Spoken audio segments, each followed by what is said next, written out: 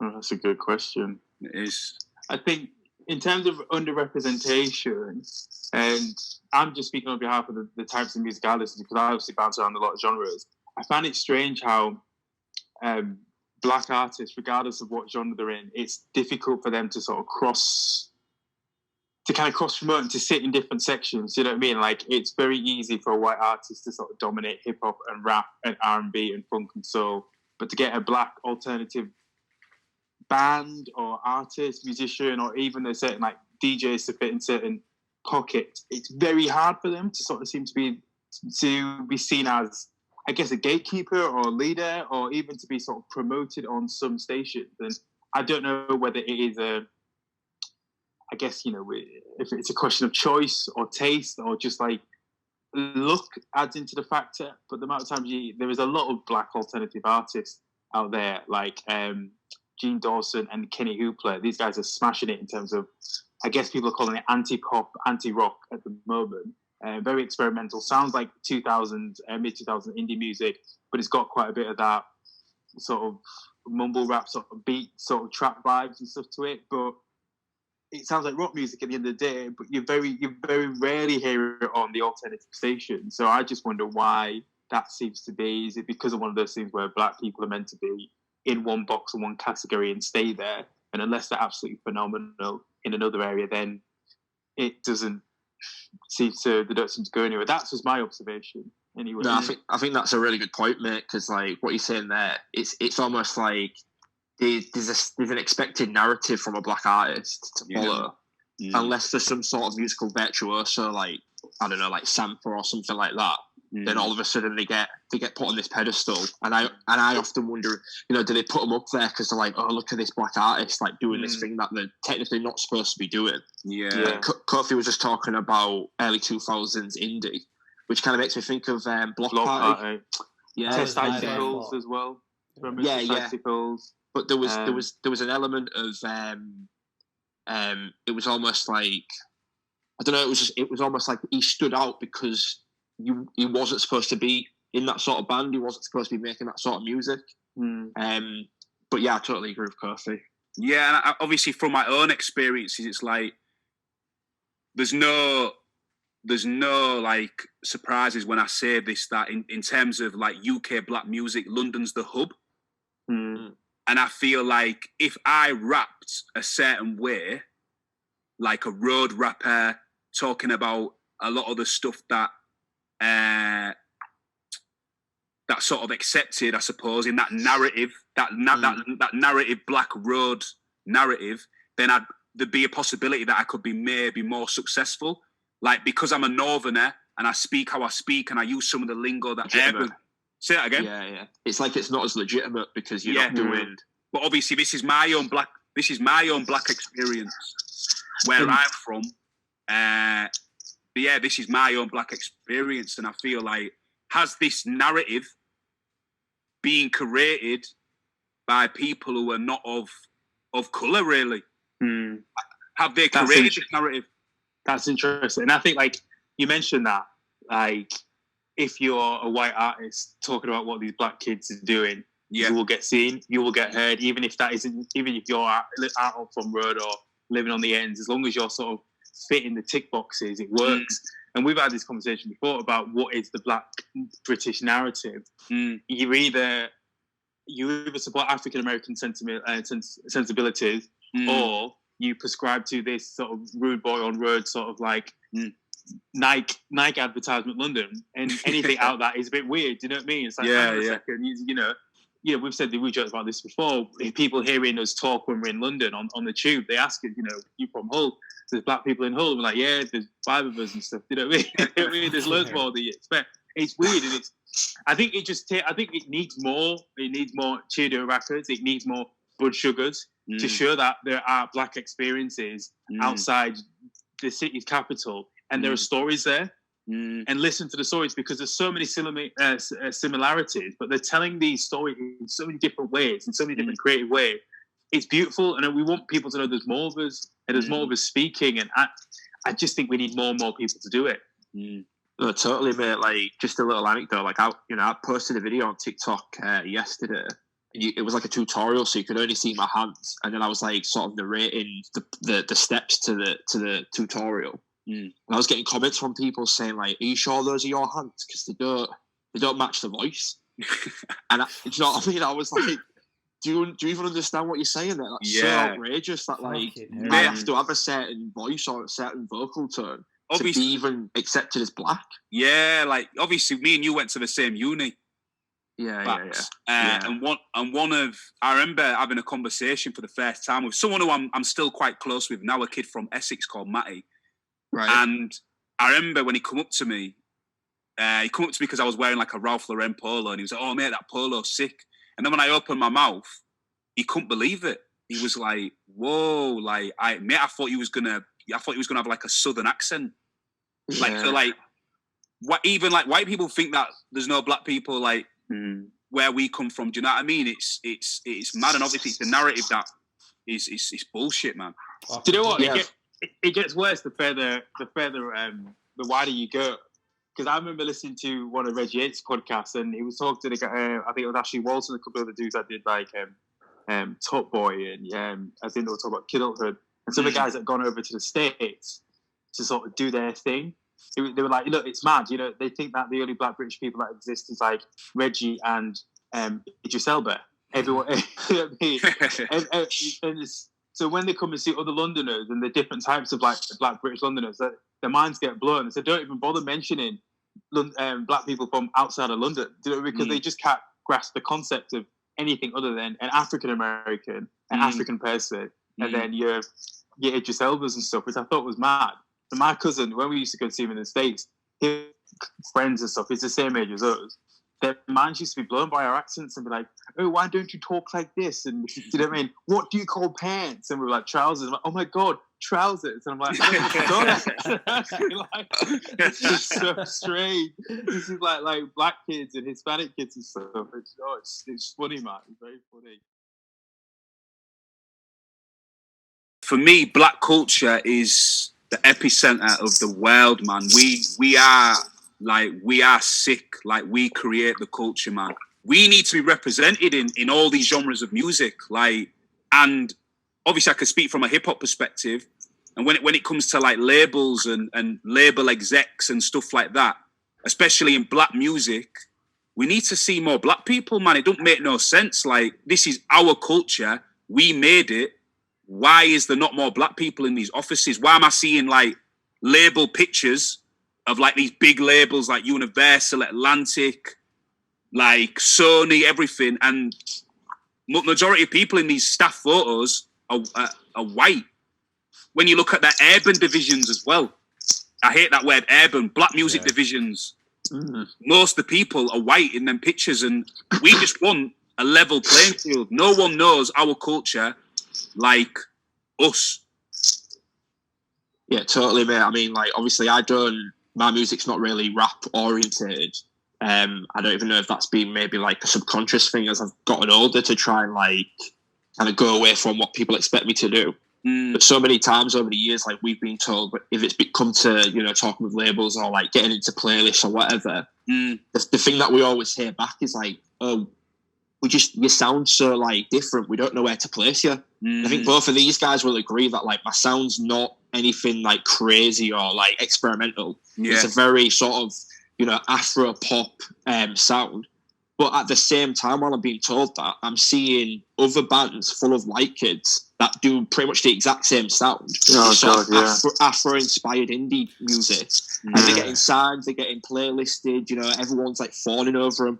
And it's literally because it's like you've taken, other than the sound of the music, image-wise, you've taken all the blackness away, and then suddenly it's like it's acceptable or it makes sense, or like we know where to place you.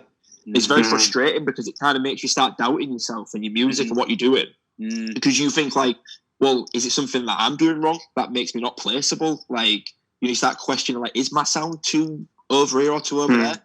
But I know straight up, like, if you couldn't see me and you couldn't see the people from these other bands that I'm talking about, and you got people to listen to the music, apart from the fact that I got off my way to sing in my whole accent, I want that juxtaposition of that Afro sound, but also to understand that, like, I come from Hull, I am mixed race, like, you know, I'm not like this, like Chiedu keeps saying, the Black experience is a multivariate of many different things. Yeah, you know, it's many different influences on the sound and the culture, but we just kind of get overlooked, and obviously it's quite frustrating. So do you know what? You see a lot in cinema and film as well, and I think it all boils down to executives, record labels playing the numbers and playing to where the biggest audience is, and that obviously is majority white people. I think probably majority white men. So, and I know all the bands that you're talking about. You talk about like Easy Life and Circuses and all these guys that have been coming out and doing this sort of stuff. I love their music, but when I have listened to them, I'm like, God, it sounds a lot like the Sugar. Do you know what I mean? I'm getting that same sort of summary vibe, that feel good, positive message that you guys have been standing for years. And like, I think it comes down to how people associate themselves and see themselves with the products that have been sold. So if you're a young person, you're a young white kid, and you see someone like, I guess in the minds of the executives, which is where I think they've got it wrong, because the Generation Z, what do you call them? I call them post-millennials. Generation Z, they will look at an artist and judge them on the merit of the sound of the music. I think the majority of them are. That's how I think a lot of them are. That's what it seems to be their vibe is. Whereas I think a lot of people our age and a bit older, maybe a little bit younger, that gap between Gen Z and millennials, they might be sold into, okay, can I see myself in this band? Are they talking to me? Is this a band for me? It's the same thing with like movie execs won't put much money on a film which has 2 or 3 lead characters of color, black people or black or brown people, because then it's classed as a brown film or a black film, and therefore people like, well, I'm not white, people might be like, I'm not black. Why would I want to go and see a film which has predominantly black people in it? I'm not going to get anything out of it, even though it might be a story about not being able to sort of make your rent, falling in and out of love, and building a better relationship with your parents. There are themes there that everyone can relate with, but because on the surface it's so superficial, the record labels aren't taking a punt on it. I think labels and I think A&R guys, all these sorts of, you just got to take a chance on artists. And I know that I don't make music, but I get a lot of music sent to me, and I know what type of I guess label or promoter is sending me what. And quite often, a lot of the black promoters are sending me stuff that's quote unquote black culture. A lot of the white guys are sending me a lot of stuff that's coming from pop, rock, dance, and the subgenres that fall from that. And I do wonder sometimes, like, if some of you guys are sending me a mixture of artists other than black artists, where are your black artists within those genres that you're sending me? Because I know they're out there, because I'm listening to a lot of that stuff on SoundCloud. I'm listening to a lot of that stuff on my Apple playlist and stuff. So it's like, how do we get these promoters to be like, look, I'm going to be pushing hard on this artist to these stations because I think they should listen to them, or I think these DJs should play them. I think it's all about chance. I think it's all about chance, and this, I know it's a business, and I know this might seem very counterproductive, and it doesn't seem very it goes against sort of how we do business today, but you've got to stop thinking about the intolerant and stop thinking about the people that might not like it, and think about the amount of people that will. Do you know what I mean? And I think that's the focus. And I think it's a lot of people, because of, I don't know if it's clout or credentials, they don't want to trust that. But that's the whole beauty with music and exploration, that everything is possible. And people want to try things. People want to dip their toe in everything. Yeah. But because a lot of the people that are in charge of it, they may have just missed being a teenager young enough to have an iPod, so you can put loads of new stuff on your phone, downloaded from, I don't know, Kazaa or Napster or whatever. But this generation can listen to everything, and they're going to like an element of this, they're going to like an element of that. So they're going to want to try something that leans a bit more into a bit more heavier grime, or that's a bit more sort of like Afro skanks. Do you know what I mean? Nobody wants to take a chance. I've got a question for you though, Kofi. Like, in radio, would you say black people are underrepresented? I think across the board, generally, yes, quite a lot. From when I'm just flicking on a radio, if I'm hearing a grime artist, if it's not someone like J1 or Stormzy, or if it's like in hip hop, if it's Travis Scott's not being played on mainstream radio, I don't know who it is. I'm listening to a lot of Beats One, so they are very they're all over the place. Do you know what I mean? You can turn Zayn on, you can turn on Ebro, you can listen to Travis Mills, and it'll be anything from pop to electronic to hip hop. But it's hard. I'm hearing a lot of white artists who are covering a lot of genres rather than where are these DJs, the black DJs that are doing electronic music? Where are like the black? And when it comes to pop and R&B, where are the dark-skinned black women? Do you know what I mean? You look at all the black women, and other than maybe Ray Black and not Megan Thee Stallion, what's her name? She did Pretty Girl, and she was going out with. She was in Nigeria for a while. Oh, what's her name? Steph London. Steph London. Yeah. Do you know what I mean? Other than that, there's a lot. Do you know what I mean? There is a lot. And I'm not saying anything negative towards lighter skinned artists, but there's all of these sort of like structural conditionings, like the closer to whiteness, the more accepted you are. Do you know what I mean? You know, if you're in that middle ground between like, you know, a lot of white women want to look tan, they look like the Kardashians, where there's a little bit of colour there, but not too much to be considered black. But then they're also not pasty, see-through, and white. Do you know what I mean? So you see, it's all of these like, it's just all of these weird like little concepts and stuff that we're conditioned in since being young. And I think we need to break through that. If we're seeing more black women being empowered, singing, telling their stories, being listened to, and being hailed as musicians, then there's nothing wrong with using your body and owning your sexuality. So, Kofi, what about like the presenters as well? Then, because it seems to me from the outside looking in that like if you're a presenter on the radio, it's cool for you to be black or brown or whatever. If the music that you're pushing is rap, if it is like you know urban music, I think so. I've had issues with that. Like I've gone into some places. In fact, there's one thing that happened at uni where I went in to try and do a radio show. And they're like, "Oh no, can I give you a demo? Are you looking for any more presenters?" And the girl in the reception, the producer that were there, were like, "Oh, I'm sorry, we've already got someone doing a hip hop show." And I was like, why? So I was actually just like, "Hang on a second, I'm not here for that. I've noticed no one's doing like rock and alternative and pop punk." And then they looked at me even funnier, like, "Hold on, black guy Henley." You know what I mean? It's like, and it's almost like, look, you look at you know, again, this is no slight on these DJs, but, you know, Rodigan, Westwood, Charlie Sloth. You've got these three predominant white guys that are essentially we're the gatekeepers at Radio 1, and, you know, they've gone on to do other things with different stations of certain genres. Yes, they knew their stuff. Yes, they were ready into the vibe, but then they've been placed there. And I just think, like, the fact that, you know, they knew their stuff, and hands down, Westwood did a fantastic job.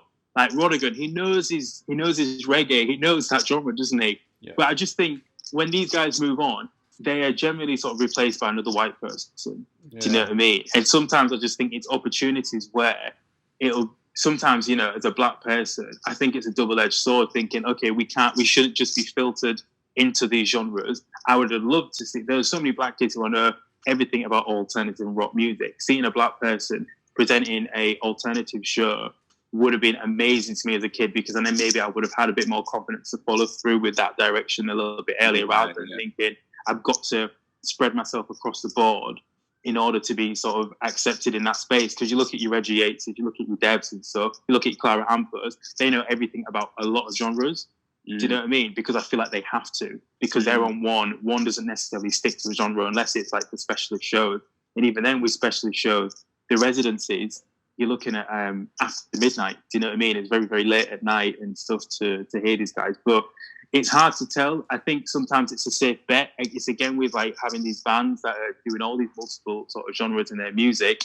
It's playing it safe by having a white person in front of that band or putting your money behind that band, just like putting a white person behind this in front of this genre to sort of broadcast it to a predominantly white audience. Because again, it's like what we're seeing with Black Lives Matter at the moment, isn't it? White people aren't necessarily listening to black people about race. They're listening to white people about race. And sometimes I think it's the same thing with music. Oh, I'll trust this white person's opinion, because if it's good enough for these white people, it's good enough for me as a white person, maybe. Yeah, that's bullshit to me, because it's like, why you got to have this one white guy in front of a sea of black artists? Like, if rap music is the predominant music right now all across the globe, the majority of the artists within that genre are predominantly black males. Yet there has to be these white sort of like we're going to approve this, and then you guys can check this out. And I think what that does, mate, is it just kind of like it's killing those labels and those industries over time, because it just gives people more incentive to go independent, to do their own thing, to just go to the internet and let this next generation who don't really care that much about what colour your skin is, they just want to know, do you do dope shit or not?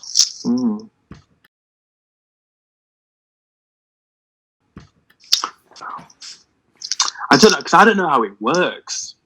I know that music station. I'm from the point of view of like stations and certain publications. My friends that write music, they get sent stuff in. There's music, and depending on how big the organization is, it's your music teams. Who's involved in that music team? What is the demographic of the people sat around listening to the stuff that's coming in, that are working with promo and A&R? And what are their musical tastes? And I guess you've got to like a genre to obviously be on a music team for, like, you know, if you're working on One Extra, you'll probably predominantly listen to R&B and hip hop, grime, you know, funk or whatever, you know, all the stuff that comes from, I don't know, music of black origin. So if you like the genre, I guess, are you going to be discriminative against the face behind it? I don't know. It's tough. I'm not sure, because obviously it comes with airplaying, isn't it? And again, it's like what Chiedu, what you were saying, like, even though you've got a banging track, is someone who's listening to that on the music team going to be from London and been like, oh, I don't know, it's a grime song, I really like the beat and stuff like that, and I like what it's saying, but will our audience be distracted by the accent? It's like, why is that even coming in? Why is that factoring into the song? Why is that factoring in how you decide what is song? Is it a good song? Do you like the vibe of it? Is it making you book? Is it making you move? Why do you think people? I think we can overthink it. I know music to some people is products, but at the end of the day, they're an experience, isn't it? And people go along with the whole thing if, you know, they're bought into like first 10, 15, 20 seconds, or they like the lyrics, or, you know, they like the hook or something. And I think there is opportunities, to go back to your question, but I think a lot of these companies and organisations do have racial bias. And I think that's something that they need to eradicate. Like, we need to be seeing, like I spoke about earlier, a level playing field when it comes to opportunities in music and employment. We need to be seeing a level playing field, because when you turn on your TV screens, when you go on YouTube, it is heavily black artists on playlists that you listen to in your car or you go for a jog. Heavily black artists that you'll hear on radio. So for them to be there, and the creators and job opportunities, like I say, they are there, but we need to see that in a reflection of the industry. How can you have so many? It's like the black people just tap. It's like the whole tap dancing. They love us when we're dancing. They love it when we're dancing, but we need to see more people in positions of power. And I always see like job applications getting flung about on social media. But it would be interesting to see how many black people get employed. I had a good conversation. I did a podcast called the Channel 90 podcast, and these girls had some great examples. There was like, they said that black culture is so accepting to other people, but say like in the Bhangra music scene, there's no way I would get a job, she was saying, and in the Arab music scene, there'd be no way I'd get a job. So, and she said, like, I don't feel a way about that. I understand that I wouldn't get a job in that music genre. But she's saying, like, why is it such a kickback when black people are wanting to have equal opportunities in their own music? They're all in their own cultural expression. Where, like, like I say, the Arab and the Bhangra scene, I wouldn't be able to have a stake in that genre. Never. I wouldn't, and to be honest with you, I won't be mad at that. But like I say, we're an accepting sort of culture. We just want equal opportunities, man. Do you think hip hop and like obviously black culture scene? I'm using the Bhangra as an example. It translates better because it's popular. People are going to want into it more, and because maybe it's not as seen as cool, people don't want it. The clout's not necessarily there. Do you think it would be the same if it was? Maybe. I mean, do you think it's a bit of a historic thing, though, isn't it? And I don't know if you guys agree. Like maybe like you know what I mean? Sometimes like certain black artists have got a part to play in that, in terms of like it also as an artist. I know there's pressure on like you have to go this certain route or you won't have a career, you won't succeed or whatever. But at the same time, like as black and brown artists, we do have a say in who represents us, in who we work with, you know, choosing to work with black music video directors and so on and so forth. And I think like historically in certain cultures, they've had their whole culture and their expression and everything. Like they've had it on lock. And like we as black individuals all across the world have been a bit disenfranchised from sort of like our own cultural connection in some ways. You know, obviously historical events that have taken place have kind of moved us away from that direct connection sometimes to like our, you know, our ancestry and so on and so forth. And this obviously has rippling effects that then can be seen in, you know, black music, black literature, black acting, what have you. So I don't know if that's. I just think that's a relevant thing to chuck in there as well. You know what? Now, bro, I don't even identify with any of them now. Yeah. Nah, I don't. Like I was Labour. I was like I was a big fan of Corbyn. I really was. Sorry, big fan of Corbyn. I think the country really did let him down, in my opinion. They chose a racist man over a guy who seemed to just want the best for the underdogs, man. Like for the people who are not really represented that well. Like I feel like Corbyn was that guy, and I really think he was going to do that. And they've chose some little posh, tough, racist twat to represent our country. I have no identify. I don't identify with him at all. Good lad. I think he's an absolute wally. Don't get me started on that Patel lady. She's an absolute fool as well. Like it's like she hasn't even got an ethnic bone in her body. Some of the things that she says and the way she carries herself. She's pretty evil. She's pretty evil. And then you've got Cummins. Cummins is an absolute tosser. He's basically has no regards for the British public. Like just did what he wanted. Like enforced these rules and then thought, you know what? Nah, I'm just gonna break them. And like, you know what? I'm still gonna be in power because no matter all the pressure that got put on Boris, his boy, he didn't get rid of him. I can't believe he didn't get rid of him. It's embarrassing. So yeah, and then obviously I saw a report quite recently about Diana Abbott's and Kofi. You might what? I'm sorry. I mean, I don't really know politics too much in terms of the names, but what's the other black woman who was in the Dawn party? Butler. What's her name? Dawn Butler. Dawn Butler. I saw this report about WhatsApp messages and emails and that, like them two getting bullied by the Labour Party, and I'm thinking, nah, I'm not really into that. So I'm out. I'm out. Yeah, that was enough for me. That was enough. I think that's a real good point as well, because like I've never really identified with either side. Yet there's always been this sense that like, oh, but you're a Labour guy.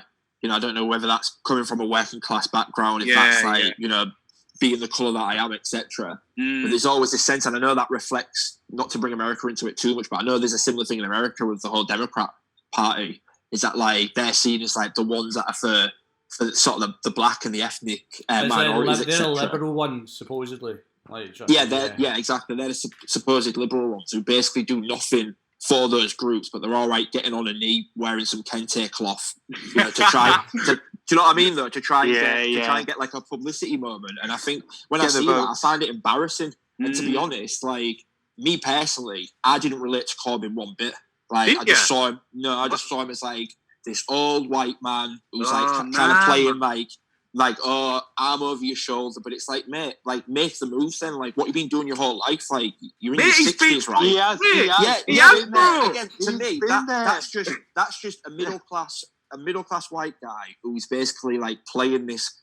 Well, maybe he's not playing this liberal, but he's got the room, he's got the privilege to follow that path. Do you know what I mean? And like at the end of the day, if Labour is supposed to represent the working class, where are the working class MPs? Like this Keir Starmer guy. Every time I see that guy, I just think, mate, like, what are you? He's a prick, mate. Yeah, mate. Do you know what? his chin and everything just gets on my nerves, man. And it's like, mate, none of you are representing. When I was younger, I was a bit naive, and I think like I always thought like, oh, the Liberal Democrats, like they make sense to me, like you know what I mean. They sort of seem to align with certain sort of mentalities that I have. But the older you get, just the more obvious it all is that like politics is an act. Like what Alistair was saying earlier about being in feedback loops. That's all politics is. It's a feedback loop where you say you say certain things, whether you're in the left or the right. If I close my eyes, it's like I'm hearing the same person say the same thing. I don't really see how there is a left and right. I just see politicians as one big fucking conglomerate that just rinses, don't follow their own rules, like what Chiedu was saying, don't represent anyone. And then, like you said, now they're bullying the few black people that they've got, who are just there, more than likely as a form of tokenism. If they have the right, if they talk in the right way, if they sound right, you know what I mean. If they dress right, if the hair's not too black, then you're all welcome. But like, as soon as anyone's like, you know what I mean, where's all the rastas when it comes to Labour? Where's all? Do you know what I mean? There's nothing. And like you say, like. With the Tories, like you know, I don't. Sometimes it stresses me out because I think like, am I making stuff too racial all the time? Like, you know, this whole COVID thing. You know, we're watching these press conferences coming through most days, and I'll say to my partner, like, have you noticed that like there's been not one single black guy stood at those podiums or black woman and said anything? And then we'll kind of go, yeah, but they've had like some Asians and they've had some sort of like I don't know if Patel is she Indian? I think she's Indian, right? Or Bangladeshi or whatever. South Indian. But this is what they need to stop doing though, Baxter. Like this whole, I hate the term POC. People of colour. Me too. You know, and BAME. I'm a black brother, yeah, and I'm proud, yeah. The Asian lady, she's proud. Do you know what I mean? Like the Chinese woman, Chinese man, they're proud. Like call us like by our identity. Just lump us all into. It's like a charity tokenism term, isn't it?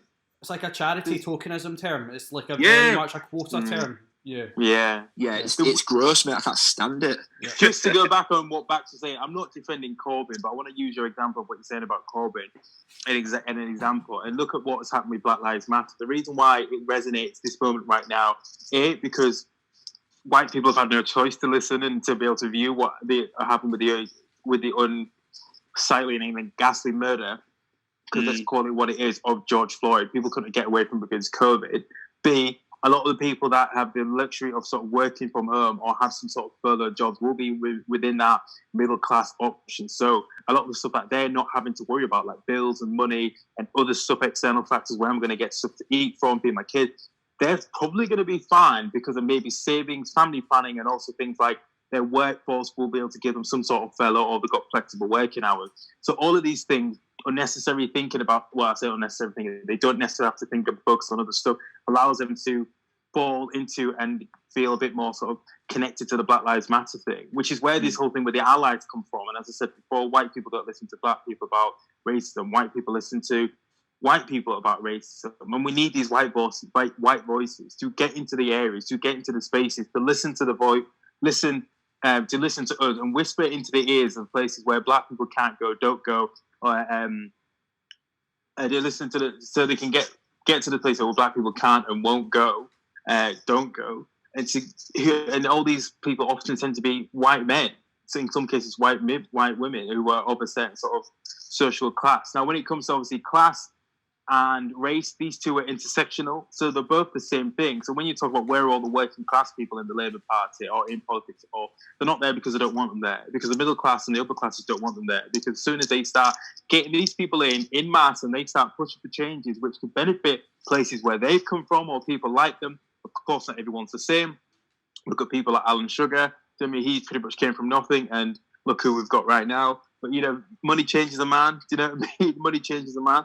But then you've got to think, why would they want to sort of make things a lot more equal for everybody else, for the people that aren't a part of that class? You know, why do they want to make things? Why do they want to bridge the attainment gap for black boys in education? Because it means that those people who do have the credentials, and the amount of people that do have the credentials, who are of that middle class, white Anglo-Saxon sort of Protestant sort of tagging, more people in these spaces, getting into jobs, getting into industry, climbing the ladder higher to keep things the way that they are for their kin, if you want to call it. That's just how society works. But at the moment, because we got the likes of people like Corbyn and the Corbynites who are wanting to change things, as superficial as sometimes I think it is with some people,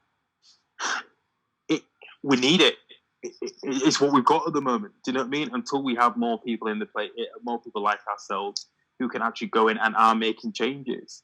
Do you know what I mean?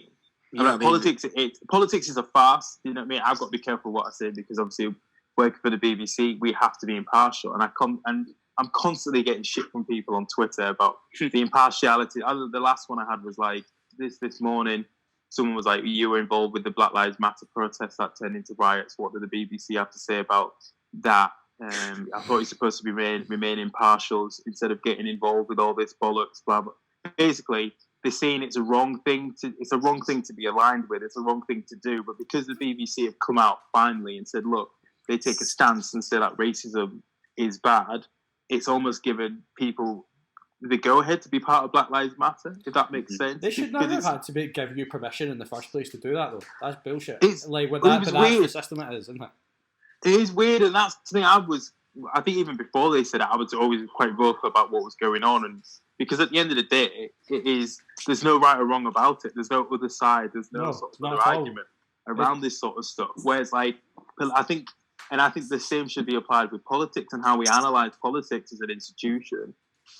Politicians that avoid questions and avoid things around race, I think we should be scrutinising it a bit more. Yeah. But I don't think we do here at the BBC. I don't think we scrutinise political parties and how they deal with race properly. Like, I have never seen very rarely, I don't think I've seen the BBC ever call Boris Johnson a racist for his comments on watermelon Pickaninny smiles, sort of Pickaninny with watermelon smiles comment, letterboxes. Do you know what I mean? All this sort of stuff. We've taken this approach, like looking at 3 years, like acknowledge accountability. What was it? Acknowledge accountability. What was it that I posted the other day? We want people to firstly acknowledge that there is issues with racism, and then deal with it and be accountable for racism, and then actually take action against it. So for the individual, if they're hearing, and you probably would have seen it all over Instagram and stuff, you're hearing like dad who owns a who might have a construction site, if his employees are being racist or stuff, call them out on it, fire them. Don't allow that sort of thing. Or if your racist Uncle Kenny saying something, or your mum saying something, just be the ones to have these conversations, to chat. Don't be afraid, be bold. And if the people who are in industries that are saying, look, we're going to tackle diversity, we're going to make sure we do something about it, you've already put the black square on, you put your statement out. And if you're in an office where you've seen your company do that, but yet your workforce has not increased by the amount of like black employees, and I'm not talking about on an entry level, on all levels, especially the top, send out an email, CC the boss in, and like make sure you've got the rest to the boss and CC the rest of the staff in and say, look, we've done this, how we're going to act. It's all about action. Yeah. And then that can be big and that can be small. And I think that does start with conversations with family and friends and making sure someone within an industry or business is being held accountable for apparently appearing on the right side of history. Yeah. Okay. Cool. Yeah, I think everyone needs to take a responsibility for the black race to be able to eradicate this sick disease called racism. We need white people to go in even harder than us. Like, we can't just be out in this field screaming BLM and making all this noise. Like, we need our allies to stand side by side. And I get it, some people might feel uncomfortable, but unfortunately, this is an uncomfortable situation. Yeah. And to be fair, it's not really about how uncomfortable you feel. Like, how uncomfortable have we felt for over 400 years? Do you know what I mean? Like, if you've got empathy, if you're such a what's the word? Humanitarian, whatever it is, humanitarian, that you claim you are on your socials, then this should be bothering you as well. You should be outraged as well. And no one's asking, I'm not asking every white person to be like Martin Luther King, but there's different ways you can protest. Yeah. There's so much education out there. There's so many things you can do. Like Kofi said, you can have them conversations with your racist uncles and your your racist family members. You can buy books, even look on social media. There's so much stuff you can do to educate yourself. But what we can't have is people saying there isn't a problem. And people, I've heard people say, oh yeah, well it wasn't our fault. We wasn't responsible for slavery. We're not saying you was, but unfortunately, some of your ancestors, some of your relatives down the line, they were. Your kind of people have oppressed us for so many years, and it's your job as well to eradicate this, man. We're not saying you're racist. It's not a white versus black thing. We're just trying to eradicate racism, and you should be for the cause. And I'll say it, racism for me is not for debate. It's not for debate. I don't feel British. No. Oh yeah. Nah. I'm not representing. I don't relate with what Alistair said. I don't really relate with that. I don't relate in what was taught in school. History was totally whitewashed. Yeah. And I don't feel, me as a black man walking down the street, people will look at me as a British boy there.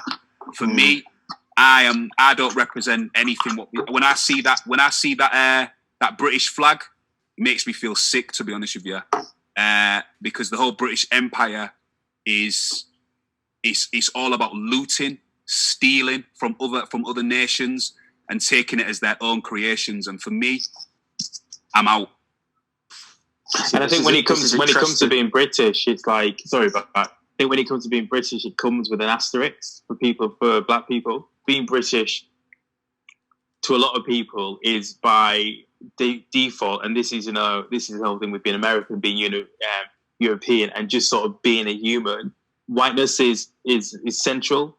Whiteness is your starter character, and everything else is creative and specialized. And I mean, everything comes with an extra add-on or a unique experience, rather than it just being accepted as the normal. White is normal. Being British is like, oh well, we colonize everything. We taught the world this. We introduced this to other people. So what we have done, what we have given the world, is pretty much the template. So when people start talking about how do you feel as being British, I sort of feel like I'm British on my own terms, because I was born here, and the culture that my parents have taught me is mixed in with the culture that I've had to adapt to. And I've got this third culture, which creates this whole thing. If you look at third culture kids, which comes from that very same situation, that is what I've got. And people can't take that away from me. Do you know what I mean? Regardless of what they do or don't think, what they think a British person looks like. And it's the same thing, like, we were looking at, I was going to do this thing a couple of years ago about what it means to be a foreigner. Are we always foreigners in this country? In this city? Because someone was like making a big deal about where I come from, and someone asked to see my passport one night on a night out, and this was about a year and a half ago. So I asked her, how far do your grandparents go back to the city? He said, so where are your parents from? She's like, Hull. Where are your grandparents from? Oh, well, one, and she was like, I'm not answering that. Then after a while, she was like, oh, well, one parent was from, I think it was from near Gainsborough, and he met her mum, who was from, I think, Northern Lincolnshire, who moved here. I said, look, even both your grandparents aren't even from this area. Do you know what I mean? So you go back, you only have to go back 2 generations, and you're not even from this area.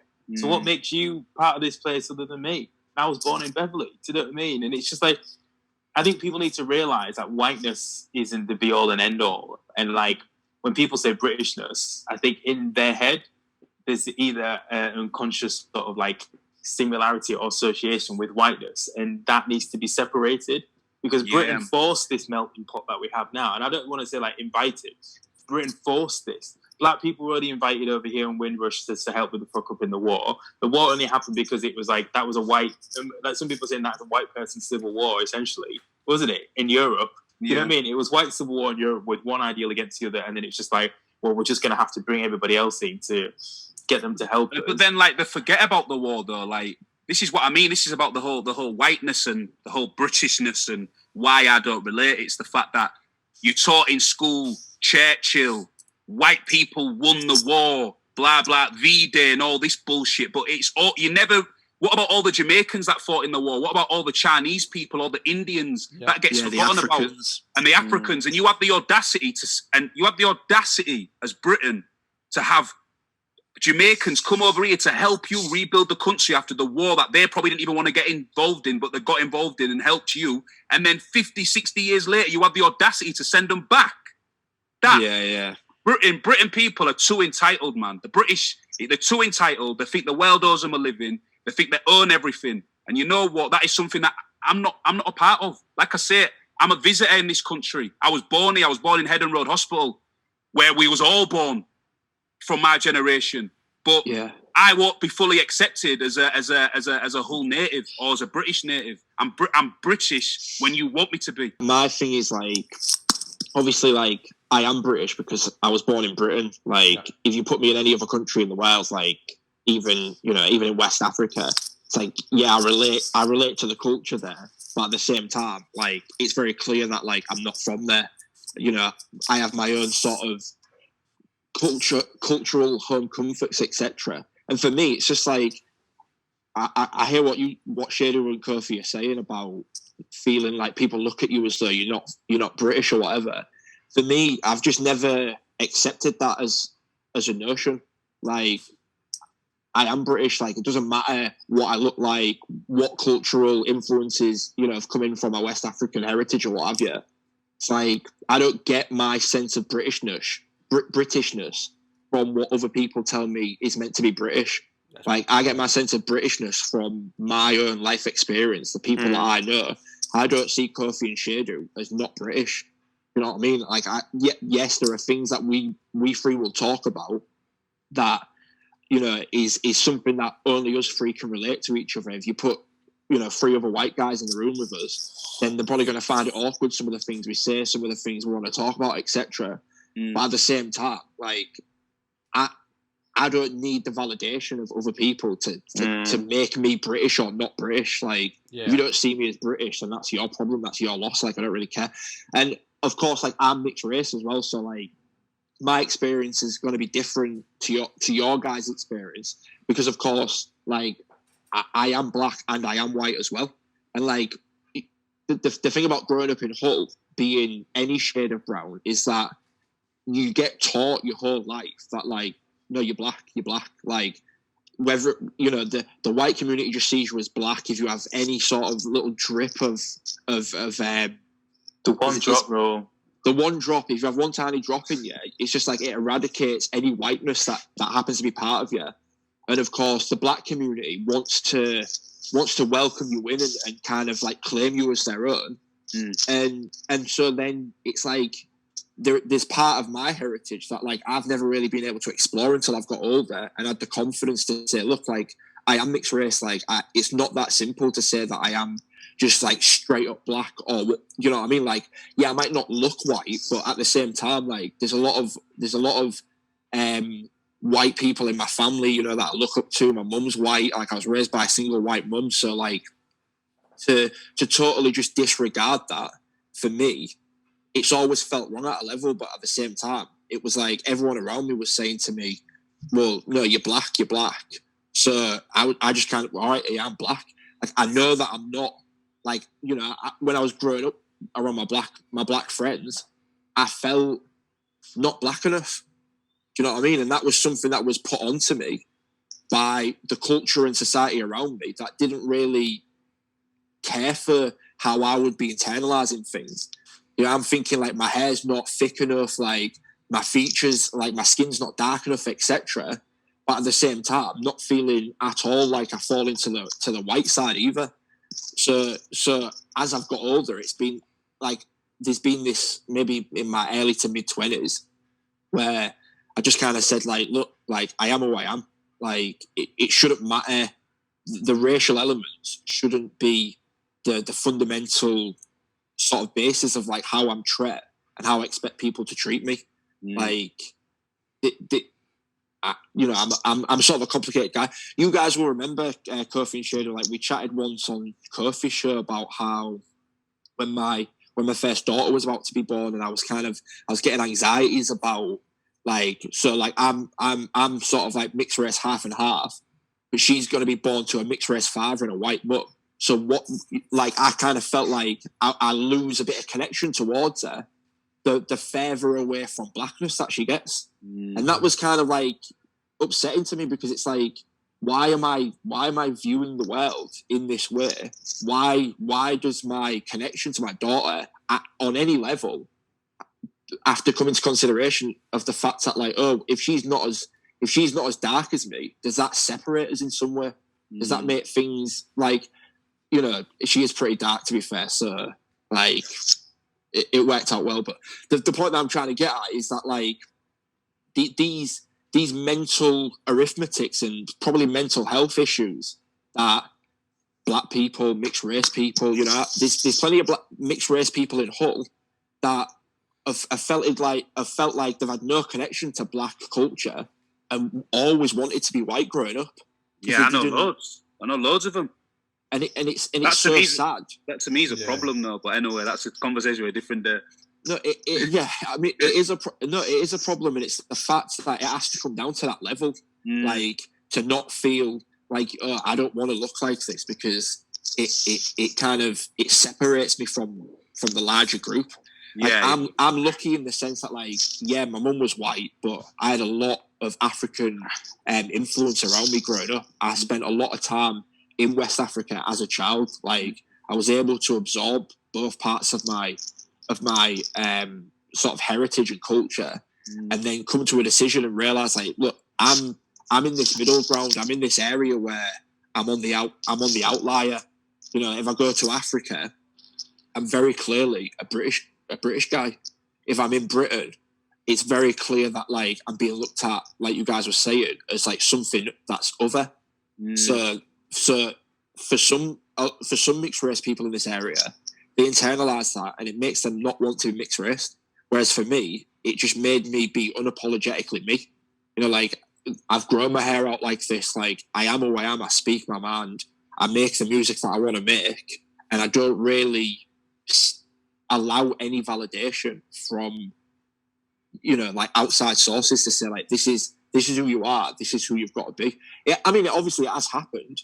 Like I was saying earlier, like, I can rap, but I avoided getting into rap because I didn't want to play into, like, stereotypes or whatever of, like, this is the sort of music you should be doing. Yeah. Like, me and Kofi, like, used to talk about sort of basketball and stuff when we was younger, and it took me a long time to even accept, like, well, do I even want to play basketball? It's like I didn't want people to be able to just assume and know everything about me just by looking at me and seeing the colour of my skin. And just quickly going back to what you were saying earlier about, like, oh, you've got to talk a certain way. Like, you know what I mean? Like, I've had my mate's parents who have said to me, and they were joking, but it still kind of goes in there, where they kind of say, like, it's, you know, it's mad that you look like that, but then you have that voice. And for me, I love if I see, like, an Asian woman who's got a Scottish accent. Do you know what I mean? Like, because to me, that's what I want to see. That's what I want to see. I want to see people's ideas challenged. I don't want every you know, black guy to have some sort of roadman accent, or to have a Jamaican accent or whatever. No, but see, a white Jamaicans, mate, I think that's sick, because it's like, let's fucking flip everything on its head, and let's, like, dispel these kind of antiquated and sort of bullshit notions of, like, what it means to be you based on the way you look. Yeah, definitely. I might have got a bit rambly there, but no, that makes sense, man. It's good. It's like between the three of you, you all have quite different experiences in respect to that question, in terms of, like, how you. I think yourself. A lot. It's you know, like, I think growing up, depending on what your support group is or what you're like as an individual, it takes time to cultivate the confidence to be able to be like, look, I'm black on my own terms. And I don't think I could have probably said that fully until my mid-20s. Do you know what I mean? I felt comfortable with it because I was still dealing with, I remember going to university and, like, no, and I was talking to my sister about this very same thing, because we were like, oh, I wish we joined the black, Afro-Caribbean Society university. And I remember just feeling really, like, unwelcome. And I've done some stuff with the Afro-Caribbean Society here because, like, A, people, like, you know, hearing you talk, B, my interest in the because I listen to a wide, vast amount of music and not just Afrobeats or hip hop or rap, you know what I mean? Yeah. Or if you don't go to church as well. Or going to church, and it was just like, you know, who is this guy? You know, what you're doing, you know? But then I like that because it's been able to get me into so much other stuff, and the people that I've met, and I worry about, and I love the take because I love the Malcolm Gladwell book. I remember when I first read Outliers Facts, and I just felt like that's where I want to be. And I think because I've had all these little different influences, I've been able to cultivate them into something different that people haven't seen before. It's allowed you to stand out rather than, and this is no knocking a lot of the black people that are doing stuff, than just being a black person doing the expected black thing, but in their own way. And it's just like, there's nothing, I don't say there's nothing special about it, but what about how much is the stuff that we see in music, how much of the stuff that we see in film, cinema, same thing, TV, have we seen before? Do you know what I mean? Like, I've tried to watch Top Boy, couldn't really get into it because I've seen enough of that in the States. Do you know what I mean? Black people in the struggle against system, society, poverty. This is just a British version. I know there's so many more British stories about this. It's the same thing with a lot of hip hop. You know what I mean? I can go along with a catchy beat, but I'm not really going to be listening to what they got to say because a lot of people are just saying the same thing. Do you know what I mean? And it's just like, but for younger people, it's new, it's fresh, it's different, it's edgy. So that's why they'll buy into it. But that's the thing, mate. Like all three of us are outliers. And that gives us the being an outlier. Although for some people can feel like you're left out of the conversation. If you can take that and weaponize it to some extent, and that gives you the platform to be your own person, to be who you are. Like, it takes decades for anyone. It doesn't matter what color you are, what gender you are, what sexuality you are. It takes us all a while to realize to start to realize like who we are and to be able to express that correctly. You know, of course, it can be harder for certain communities than others. But if we weren't outliers, like, then we wouldn't be able to stand up and have that voice and just like, correct people or show people like through our very being that like your idea of this blackness, going back to what we said much earlier on in the conversation, this idea of like what blackness is. Like, I've never liked that, like, but I've always felt growing up that like, like sometimes we'll say, some people say like, I feel like I have to turn down my blackness. But then I think there's also an element where you feel like you're expected to play up your blackness. Yeah. And I just think like this blackness thing is just like, it's a meaningless concept because there is no blackness. There's what the media represents as blackness, but there is no blackness. There's just human beings living their lives, being themselves. And if they happen to have cultural overlap, then they happen to have that. But like this thing of like blackness, there's always blackness, people of colour, like BAME, all that shit. It's just a way to group people together, which is unfair. It's important, like us three as role models in the city, that we really, really strive for success because, like I say, like me, there's a bigger purpose than just me now. Like, obviously, I want to be the biggest artist I can be, but I want to do it not just for myself. I want to do it for young black kids who are in a situation where they don't feel fully accepted, but they see someone like me, a man of colour, who's made it in the city, and they can think, you know what, if he can do it, like, why can't we? Do you know what I mean? If he, like, and it's a lot harder for me. It was a lot harder for me. I don't want to sound like a granddad, but it was a lot harder for us coming up. You know what I mean? Like, black kids now in our city can sort of be free. Like, we couldn't really express our blackness, and we didn't really have loads of black friends, but now in Hull, there is a bit of a black community. There is a bit of a hub. But yeah, like I say, I'm just there to be I hate it when artists don't accept the responsibility of being a role model. I think that's stupid. It's pathetic. Like, I hear loads of black rappers, I'm not a role model. I don't want kids to do what I do. That's just a cop-out, man. Stop being a bottle job, man. Like, you have got a responsibility, man. Like, and act accordingly.